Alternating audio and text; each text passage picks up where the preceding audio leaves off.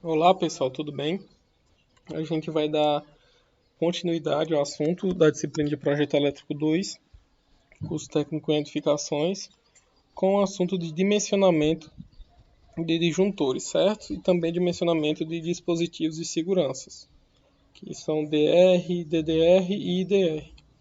A gente vai usar como material base para essa aula o material extraído do site Mundo Elétrica, certo? É um canal bastante interessante que tem diversos vídeos voltados à parte de eletricidade, não só residencial, mas também de motores e eletromagnetismo. Ele tem canal no YouTube, né, Mundo Elétrica, e também tem o site do Mundo Elétrico, certo? A gente vai tratar sobre esses assuntos nessa aula de hoje. Espero que vocês gostem, ok? Vamos lá, pessoal. Primeiro, o que é um disjuntor? O disjuntor é um dispositivo eletromecânico que tem a função de proteger a instalação elétrica de danos que se originam de curtos-circuitos ou sobrecargas. Basicamente, pessoal, a função principal do disjuntor é essa. Ela tem a função de proteger todos os equipamentos e toda a rede elétrica de uma residência, quando houver uma sobrecarga ou um curto-circuito, certo? Basicamente, quando a gente fala de disjuntores, pessoais, existem dois tipos. São disjuntores parciais e disjuntores gerais. Com relação a essa tipologia, pessoal, é basicamente quanto à sua função. Ou seja, o disjuntor vai estar inicialmente ligado à parte da instalação e outro disjuntor vai estar ligado a toda a instalação da residência. Por exemplo, alguns disjuntores vão estar ligados à tomada de uso específico, como chuveiro elétrico, como ar-condicionado, outro disjuntor com a parte de iluminação da residência, tomadas da cozinha, enfim. E um disjuntor só vai estar responsável por toda a demanda da residência. Aí esse disjuntor a gente chama de disjuntor geral, e o disjuntor parcial seria essas repartições dos disjuntores. Geralmente a gente vai particionar esses disjuntores através dos circuitos, que a gente vai ver ao longo dessa aula também um exemplo, certo? Uma propriedade bastante intrínseca na questão dos disjuntores é a seletividade. O que é que isso quer dizer, pessoal? Seletividade é basicamente a propriedade que a instalação possui de que, em um caso de falta de energia, abrir somente o dispositivo de proteção contra circuito, que nesse caso é o disjuntor que estiver mais próximo do ponto de falta. Isso garante que parte do circuito ficará desligada e inoperante, que a parte inoperante seja a menor possível. Basicamente, essa seletividade faz parte dos disjuntores parciais. Ou seja, se eu tenho somente um curto-circuito ou sobrecarga nas tomadas da cozinha, não é necessário interromper o fornecimento de energia em todo o sistema de iluminação ou de tomada de uso específico ou de outras tomadas, sendo que o problema está unicamente nas tomadas da cozinha. Então, com a seletividade, a gente consegue identificar de maneira mais eficaz qual dos circuitos estão com alguma interferência de demanda, com algum problema, seja de sobrecarga ou seja de curto-circuito, certo? Então a gente tem aí imagens referentes a disjuntores, com uma chave, com uma chave dupla, chave tripla, enfim, uma chave quádrupla. Basicamente, pessoal, são sistemas monofásico, bifásico e trifásico, certo? São sistemas que existem. Esse disjuntor a gente nomeia ele de monopolar, tripolar, bipolar, perdão, e tripolar. Esse quatro chaves aqui é um caso mais específico, com demanda bem maior de energia, certo? A gente não estuda ele nesse primeiro momento para instalações residenciais, ok? Então, vamos lá dar continuidade à aula com um exemplo. Esse exemplo também foi extraído lá do site do Mundo Elétrico, certo? A gente tem aqui na residência a separação de 6 circuitos. Um circuito de iluminação, circuito de tomadas, né, 2 circuitos de tomadas, circuito 2, circuito 3, um circuito específico para tomada de uso específico, que é do chuveiro, um circuito para máquina de lavar e micro-ondas. Ou seja, a gente tem 3 circuitos para tomadas de uso específico, que está designado aqui, para que é o chuveiro, máquina de lavar e micro-ondas, e também circuito de tomadas e iluminação, certo? e a gente vai fazer o dimensionamento dos disjuntores desses circuitos ao longo dessa aula. Então, ó, o primeiro fator que a gente tem que calcular é o fator de demanda. Vamos um pouquinho entender o conceito de fator de demanda. Em um circuito de tomadas de uso geral, por exemplo, a gente tem 1.100 watts de potência e total nesse circuito, né? E tem 10 tomadas. Entendemos que cada tomada tem 110 watts para ser utilizada. Se todas as tomadas fossem utilizadas ao mesmo tempo, na potência máxima, mas sabemos que uma instalação residencial dificilmente vai acontecer.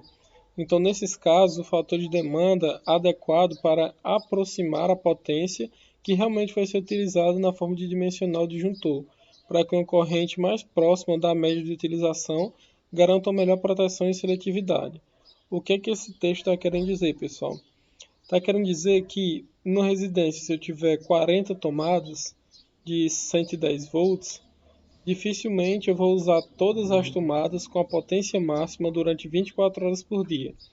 Então, a gente precisa reduzir essa carga, digamos assim, elétrica, esse fator de demanda a gente vai calcular, que basicamente o fator de demanda seria uma proporção de quanto de energia elétrica realmente está sendo utilizado. Então, vocês vão ver que para cada tipo de circuito tem um cálculo diferente de fator de demanda. Basicamente, esse fator de demanda visa a economia e também uma maneira de deixar mais próxima da utilizada a potência de cada um dos circuitos, certo? Continuando aqui, os fatores de demanda são calculados e disponibilizados em tabelas pelas concessionárias ou em suas normas de distribuição. Geralmente a Enel, a antiga Coelce ou as outras concessionárias têm dentro de suas empresas normas que ajudam a gente a calcular esses fatores de demanda, certo? A gente vai trabalhar com exemplos voltados mais para a região sudeste, mas para que vocês consigam compreender como funcionam esses fatores de demanda. Para instalações residenciais, usaremos os dois fatores de demanda. Um que agrupa os circuitos de tomada de uso geral, que são as TUGs, e os circuitos de iluminação, e o segundo fator de demanda para os circuitos de tomada de uso especial, que é as TUI, né? Tomada de uso específico. Basicamente vai ser assim, pessoal. Serão aplicados esses fatores. Um fator para todos os circuitos de iluminação e tomada de uso geral, e outro fator vai ser calculado para as tomadas de uso específico, certo? Então, ó, agora é hora de somar os valores de potência dos circuitos para cada tipo de fator de demanda que será aplicado. A gente vai começar com o primeiro caso de circuito de tomada de geral e iluminação. Como é que vai funcionar? A gente vai somar todos os circuitos de tomada de geral e iluminação. Como a gente viu aqui, ó, lá no início do nosso exemplo, a gente tem aqui um circuito de iluminação, que é o circuito 1, e dois circuitos de tomada de uso geral, circuito 2 e 3. Então, as suas potências respectivas já estão aqui na frente. O que é que a gente vai fazer agora? A gente vai calcular essas demandas. Vai somar todas elas, o primeiro passo, né? Então, a gente vai somar potência de iluminação 900 watts, mais circuito 2, 1.100 de tomada de uso geral, mais circuito 3, também 1.100, tomada de uso geral. Total, 1.100 mais 1.100 mais 900 dá 3.100 watts. Qual o próximo passo que a gente vai fazer agora? No nosso exemplo, a gente vê que o total vai ser 3.100 watts. Essa seria a potência no caso de todas as tomadas, de todos os pontos de iluminação, estarem sendo utilizados simultaneamente. Que como a gente já viu anteriormente nessa aula, né, que é bem provável que isso aconteça. Por isso a gente deve aplicar um fator de demanda. O fator de demanda para os circuitos de tomada e uso de iluminação é baseado na faixa de potência instalada, certo? Nesse caso, uma faixa entre 3.000 e 4.000 watts, como a gente pode ver por essa tabela aqui. Então, ó, se o somatório das nossas tomadas de uso geral e iluminação tiver o valor que dá, a gente olha qual faixa ela se encontra. Nesse nosso caso aqui, ela se encontrou na faixa entre 3.001 e 4.000. Então, o fator de demanda é 0,59. O que isso quer dizer? Que 59% de todas as tomadas e toda a iluminação vai ser a média de que vai ser utilizada ao longo da residência, certo? Então, o que é que a gente faz? A gente pega essa potência total, né, que é 3.100 que foi calculado, e multiplica pelo fator de demanda, que é 0,59.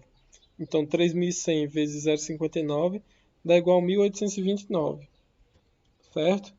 Para essa faixa, o fator de potência indicado da concessionária é mais adequado a 0,59. Este valor não tem unidade na forma percentual, então se apresenta como 59% de potência instalada. Ou seja, a concessionária indica que toda a potência instalada, na média, seja apenas de 59% utilizada. Devemos multiplicar o valor original pela potência do fator indicado, que no nosso exemplo dá um total de 1.829 watts, certo? Agora que a gente tem a potência dos circuitos de tomadas de uso geral e iluminação adequado, a gente vai fazer o ajuste de potência para tomada de uso específico, certo? No caso, a gente vai proceder com a soma de potência dos circuitos de tomada de uso específico. Então, a gente tem 3 circuitos de tomada de uso específico, circuito 4, 5 e 6. No circuito 4, a gente tem o chuveiro, no 5, o micro-ondas e no 6, a máquina de lavar, com essas respectivas potências. Quando a gente faz o somatório delas, a gente chega no total de 7.300 watts. Lembrando que a gente vai estar somando todas as potências de todos os aparelhos de uso específico, certo? Que é esse terceiro passo. O próximo passo vai ser, diferente do fator de demanda para as tomadas de iluminação, o fator de demanda para a tomada de uso específica é indicado pela quantidade de circuitos e não mais pela faixa de potência. É interessante a gente perceber que, devido à natureza dos circuitos, serem equipamentos com potência bem específica, esse fator de demanda atua menos a faixa de potência do que o fator de demanda da questão anterior, né, de tomada de uso geral e iluminação. Então, ó, a gente vai para lá. Quantos circuitos a gente tem? A gente tem aqui 3 circuitos de uso específico. Um de chuveiro, um de máquina de lavar e um de micro-ondas, certo? Então, 3 circuitos equivalem ao fator de 0,84. Ou seja, a gente pega o somatório dessas potências, que é 7.300 watts, e multiplica por 0,84, que é o fator de demanda para a tomada de uso específico, ok? Vamos para o próximo passo.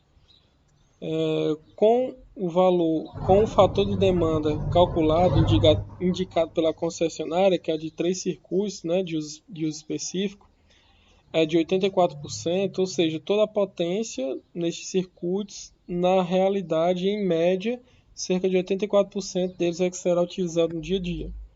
Ok? Então, com o valor de fator de demanda, a gente vai multiplicar pela potência instalada, né? Nesse nosso exemplo, a gente vai obter um resultado de 6.132 watts, multiplicando 0,84 vezes 7.300. A potência de nossa instalação já está adequada para os fatores de demanda. O próximo passo vai ser somar a potência com os fatores aplicados. Basicamente, o que é que a gente vai fazer no quinto passo? Soma-se os valores das potências dos circuitos já com o fator de demanda aplicado, ou seja, os fatores, essas são as potências demandadas, ou seja, potência que realmente vai utilizar na edificação. Quando a gente faz esse somatório, a gente encontra o valor total de 7.961 watts, somando a potência demandada de iluminação e tomada geral e a potência demandada de uso específico. E a partir desses valores, desses dados, a gente vai calcular o disjuntor geral, certo? Com a potência instalada adequada com os fatores de demanda respectivos, já podemos calcular a corrente disjuntor onde será instalado. E a corrente será calculada através da lei de Ohm, certo? Qual é a lei de Ohm, pessoal? Corrente é igual a potência dividido pela tensão. Então, o cálculo da corrente para o disjuntor geral vai ser 7.961 watts, que é a potência, dividido por 127. Lembrando que esse 127 é a tensão utilizada na região sudeste. Para o nosso caso aqui na região do Cariri, a gente utiliza uma tensão de 220 volts. Então, a gente precisaria dividir 7.961 watts por 220 volts, certo? Mas nesse caso, como do exemplo é 127, a gente vai seguir. Dividindo 7.961 por 127, a gente encontra uma corrente de 62,68 amperes.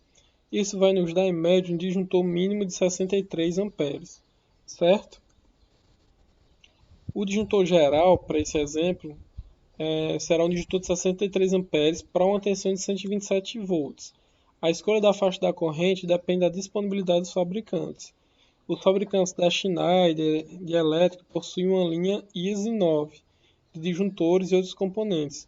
O catálogo dos produtos da linha ISE 9 é completo e rico de informações. Na tabela abaixo a gente vai ver que para os disjuntores é possível ver as faixas que a linha da Schneider vai disponibilizar para os disjuntores monopolares, bipolares e tripolares, certo? Então, ó, esses disjuntores aqui, 1P, são todos disjuntores monopolar, ou seja, de ligações monofásicas. Bipolares são essas duas próximas colunas e tripolares essas últimas duas, certo?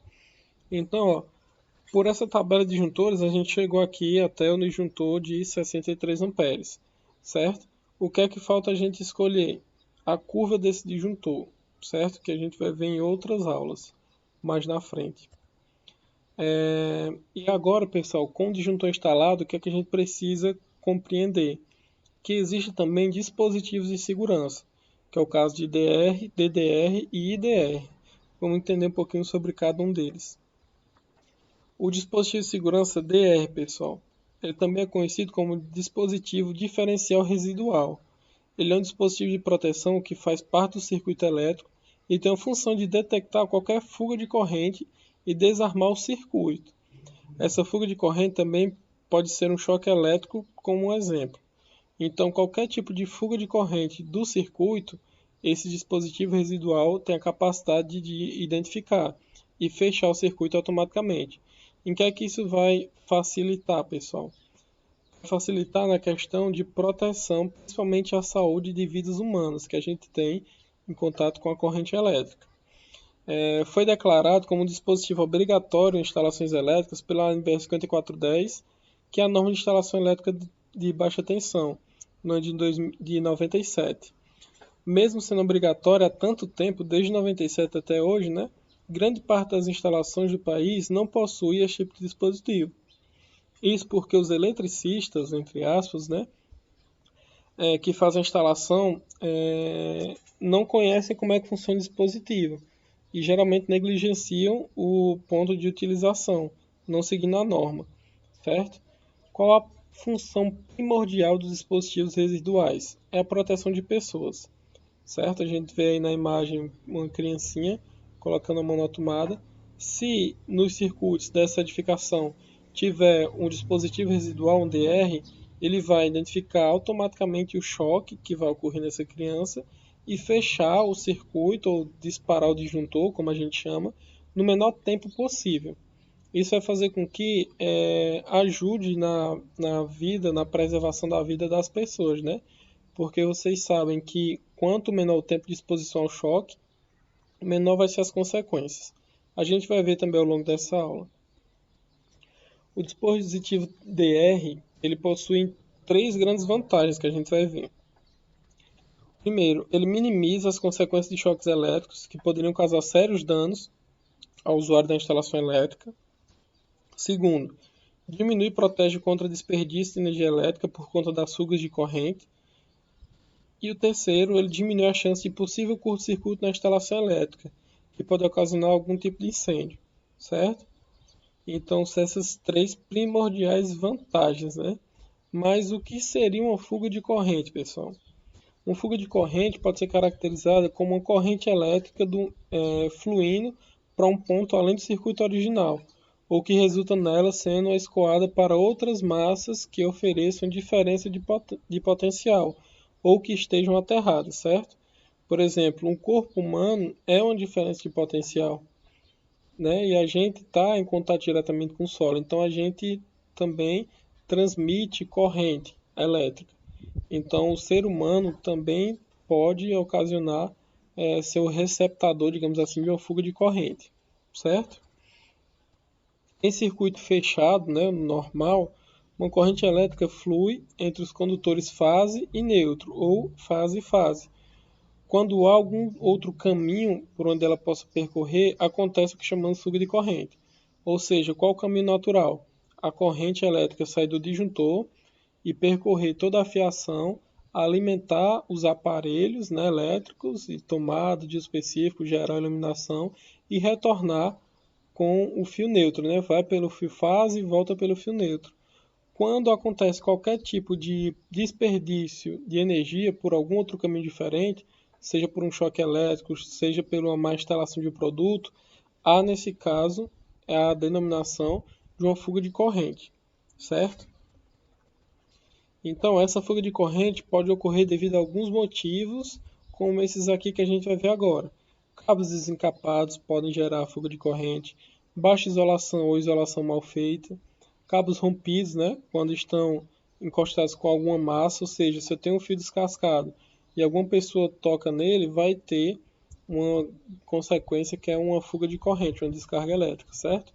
Ou então defeito em alguma componente do circuito em um aparelho. Também pode gerar fuga de corrente. Os fatores mais agravantes de choque elétrico, pessoal, são os seguintes: o percurso da corrente elétrica, a intensidade dessa corrente, o tempo de exposição, a frequência de rede e o tipo de corrente elétrica, além de fatores fisiológicos. Desses 6 fatores que foram citados, o percurso da corrente a gente não tem como alterar, certo? Se a corrente sai do disjuntor até um determinado aparelho, não tem como a gente alterar esse critério. O quarto ponto, a frequência da rede. Se minha rede tiver uma tensão de 220 volts ou 227 volts, também a gente não consegue alterar essas características.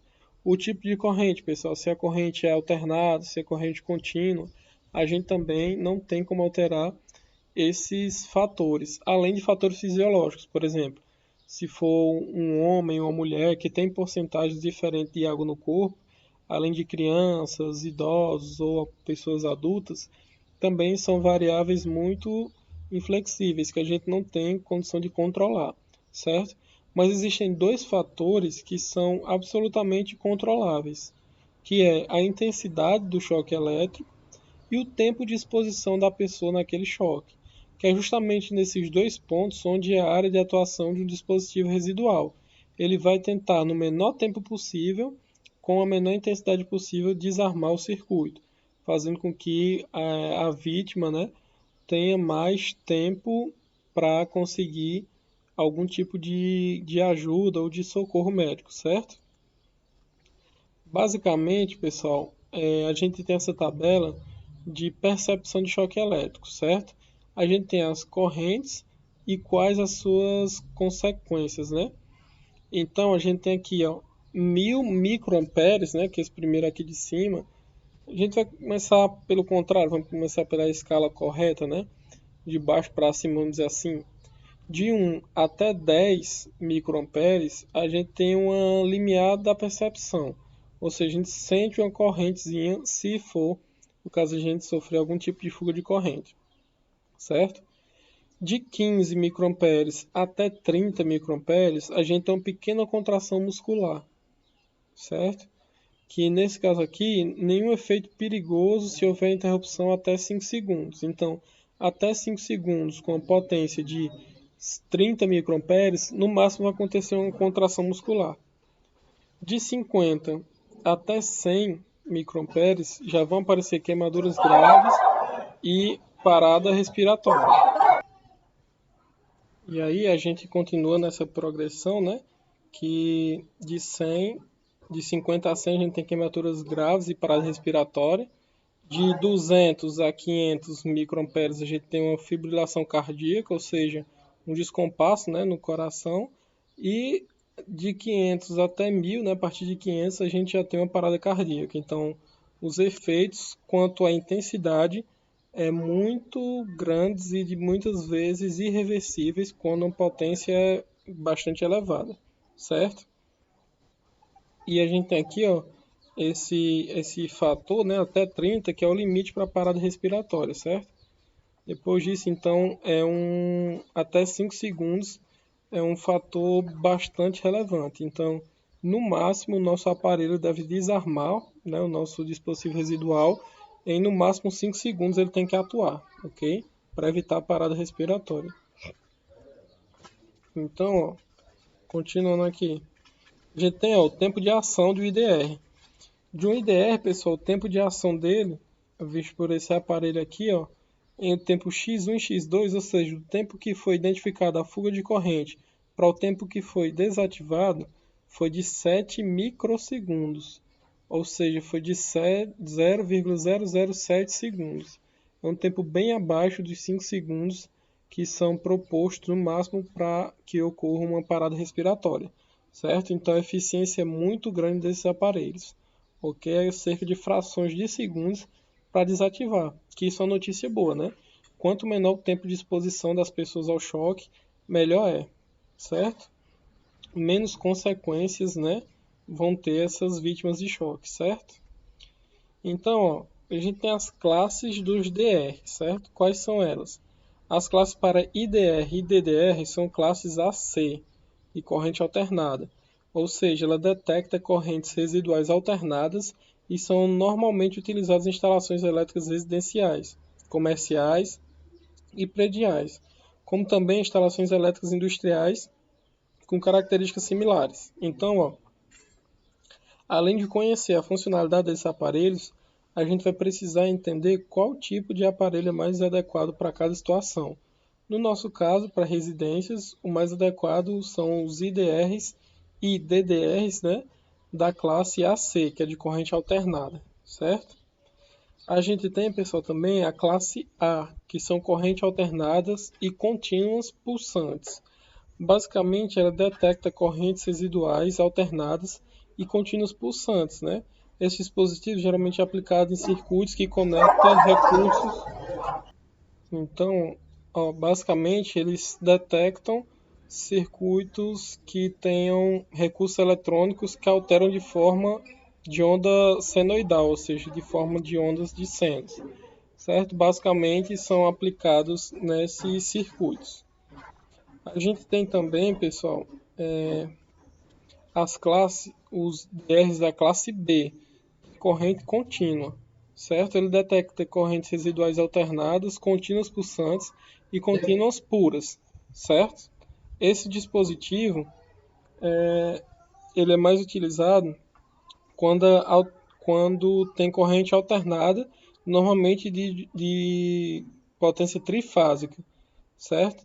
Então, esses tipos de classe da classe B contínua geralmente são só para correntes contínuas e geralmente de fatores trifásicos, ok? E a gente tem também a classe SI, né? Que essa classe foi concebida para manter uma rede de segurança de continuidade de serviço de ótimas instalações com perturbações, seja por condições atmosféricas externas, extremas, seja por cargas geradoras harmônicas ou por correntes transitoriais e de manobras, certo? É a classe SI. E aí a gente tem um teste, todo o DR tem que ter esse botão de teste, que é esse Tzinho acima do disjuntor, que representa um DR. O que é que esse teste faz? Mensalmente a gente pode testar uma fuga de corrente e verificar se o aparelho está em perfeito funcionamento ou não. Se a gente apertar o teste e não fechar o circuito, significa que o meu DR, dispositivo residual, não conseguiu detectar essa fuga de corrente e ele precisa ser alterado o quanto antes, certo? No mais, a nossa aula seria somente isso. Como a gente vai dimensionar o disjuntor, um exemplo prático a partir das potências de uma residência e quais os dispositivos de segurança que existem, quais suas classes e como a gente pode aplicar elas. Espero que vocês tenham gostado dessa aula de hoje e até o nosso próximo encontro, certo?